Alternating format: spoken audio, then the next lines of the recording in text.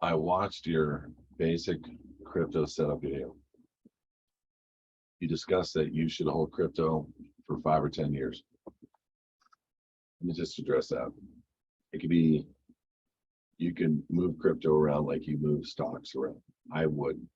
Personally, I see the play right now. We just did a show on this last 2 weeks where we showed that Deutsche Bank just did a release of the rollout for most countries' digital coin platform, where they're going to be using, including Swift, where they're going to be using an ISO 20022 compliant crypto ledger.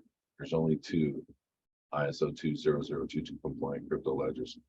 So the element of it being 5 or 10 years, according to this Deutsche map, it's next year, year after.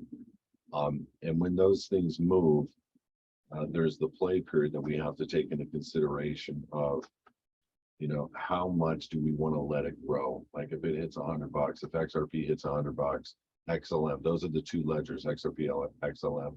XDC is another ledger, but XRP is like this much of the market. XLM is like this much of the market.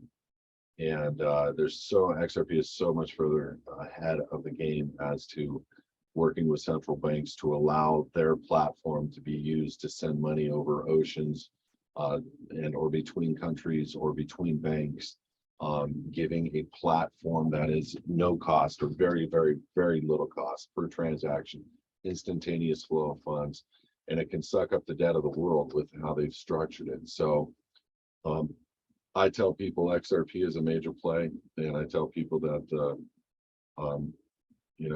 for me, I'm looking at overall whole portfolio, long-terming it between 5 and 10 years. But the reality is I'll be 50 to 70% out within probably 2 years, 3 years. And the reason I say that is because we don't know the technology plays exactly until I meet the guys that know more than they do. I don't know the technology plays exactly on how they're going to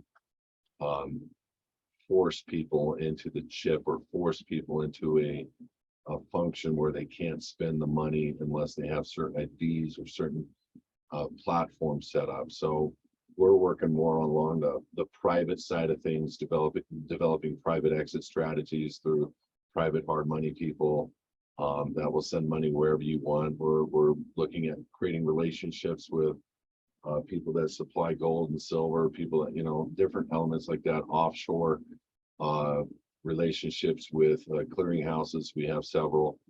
And basically, I just tell people purchase as much XRP as you can. XLM, get your portfolio. Look at that's one of the 5 coins that are named by the IMF, the International Monetary Fund. Look at those 5 coins and pick up some of each. Go heavy on XRP. It's just my opinion. That's what I did.